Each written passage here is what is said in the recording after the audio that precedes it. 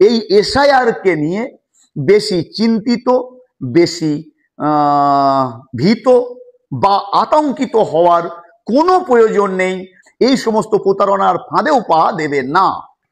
ভারতবর্ষের ইলেকশন কমিশনারের বিবৃতি অনুযায়ী আজ থেকে পশ্চিমবঙ্গ সহ ভারতবর্ষের 12টি রাজ্যে এসআইআর লাগু হয়ে গেল, অর্থাৎ এসআইআর চালু হয়ে গেল। সুতরাং এই 12টা রাজ্যের পুরনো ভোটার কার্ড আজ থেকে বাতিল হয়ে গেল। আমি ভিডিও যেহেতু বাংলায় করছি, তাই সমস্ত পশ্চিমবঙ্গবাসীর কাছে আমার অনুরোধ, এই এসআইআর কে নিয়ে বেশি চিন্তিত, বেশি ভীত বা আতঙ্কিত হওয়ার কোনো প্রয়োজন নেই। যদি আপনি ভারতীয় হন, আবারও একবার বলছি, এই এসআইআর কে নিয়ে বেশি চিন্তিত, ভীত বা আতঙ্কিত হবেন না। যদি আপনারা প্রকৃত ভারতীয় হন, আপনার বাবা দাদু যদি এই ভারতবর্ষের পশ্চিম বাংলায় জন্মগ্রহণ করে থাকেন, তাহলে কোনো চিন্তা আপনাদের নেই। তবে হ্যাঁ, এই এসআইআর কে নিয়ে এসআইআর নামক গরম তাওয়ায় অনেক রাজনৈতিক দলগুলো তাদের রাজনৈতিক রুটি শাখার চেষ্টা করবে বা চক্রান্ত বা বিভ্রান্ত করার চেষ্টা করবে। দয়া করে সেই চক্রান্ত বা বিভ্রান্তে পা দেবেন না।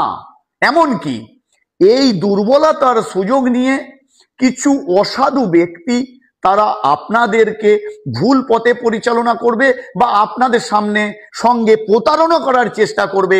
দয়া করে এখান থেকে বাঁচবেন, এই সমস্ত প্রতারণার ফাঁদেও পা দেবেন না। এখন আমি আপনাদের সামনে আসি দ্বিতীয় প্রশ্নে। যদি কারোর নামের আগে হয়তো এস কে শেখ আছে, পরে হয়তো SH কে এইচ শেখ আছে, এক্সাম্পল উদাহরণ, যদি হয়তো কারোর নামে কোনো জায়গায় MONDAL মন্ডল আছে, আবার কোনো জায়গায় হয়তো MANDAL মন্ডল আছে, যদি কোনো ব্যক্তির নামের পরে দেখা যাচ্ছে GOSH ঘোষ আছে, আবার হয়তো কোনো নামে কোনো জায়গায় GOOSH ঘোষ আছে, বিশেষ করে যেটা নিয়ে সব থেকে বেশি চিন্তিত হচ্ছেন মানুষ। কিন্তু আমি আপনাদের কাছে বলি, আপনাদের নামের স্পেলিং ভুল আছে বলে অযথা আতঙ্কিত হওয়ার কোনো কারণ নেই। নামের স্পেলিং এর কারণে আপনি যে ভারতীয় নন এটা নয়। তবে হ্যাঁ, এইগুলোকে সংশোধন করে নেন, এইগুলোকে আপনাদের ভুলগুলোকে ঠিক করে নেন। তার পদ্ধতিও আমি পরের ভিডিওয় বলবো। তবে একটা কথাই আপনাদের সামনে বলি, এই সময়ে সব থেকে বেশি প্রয়োজন হচ্ছে একে অপরকে সহযোগিতা করা। যেমন আপনি আপনার পাশের পড়শিকে সহযোগিতা করুন, আপনার পড়শি আপনাকে সহযোগিতা করবে, ধীরে ধীরে দেখবেন এই সমস্যার সমাধান হয়ে যাবে। তাই আমি আবারও একবার আপনাদের কাছে অনুরোধ করে বলবো, আতঙ্কিত হবেন না।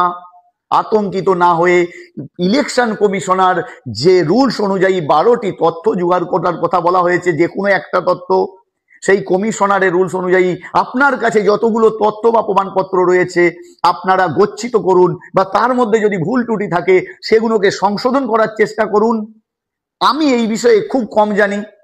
আমি আশা করছি আরো অনেক সংগঠন আছে, সমাজকর্মী আছে, যারা আপনাদেরকে আরো ভালো করে বোঝানোর চেষ্টা করবে, এবং আমিও পরবর্তীতে যতটুকু পারবো বা জানবো প্রকৃতভাবে আপনাদের বোঝানোর চেষ্টা করব, তাতে কোনো মিথ্যা বা ভাঁওতা না রেখে।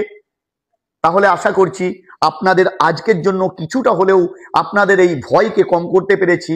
আপনারাও এই ভিডিওকে বেশি বেশি সকলের কাছে শেয়ার করে তাদেরও ভয়কে কিছু কম করানোর চেষ্টা করবেন। সকলে সুস্থ থাকুন, ভালো থাকুন, এই কামনা করি।